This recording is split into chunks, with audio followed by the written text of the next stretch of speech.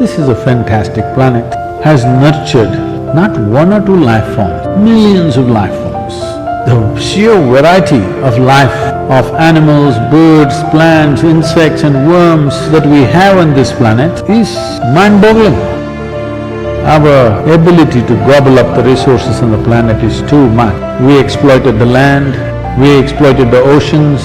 Our idea of life has become exploitation. From an atom to anything, we are seeing how to exploit. Every creature we have killed, everything needs to be protected. A fierce animal like tiger today needs protection because we have not found any other way, any other vehicle through which we can expand. We are naturally thinking exploiting the physical resource is the only way to expand. Right now, our very economies are built like this, it's all about more and more. This means everybody has to buy more, everybody has to use more.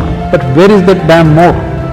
We are on a exploitative mode, not by choice, by compulsiveness. The only solution for this is consciousness. When humanity begins to operate out of consciousness, then compulsiveness will not rule us.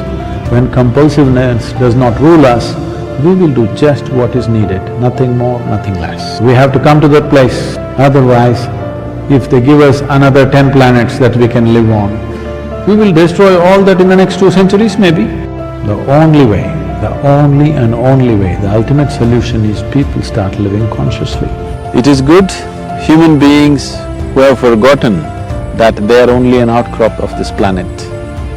Human beings who have forgotten that they have just temporarily come out of the womb of this earth and one day they will be sucked back into this earth. You are a part of this earth, you have to think like the earth. If humanity has to live for a long time, you have to think like the earth, act like the earth and be the earth because that is what you are.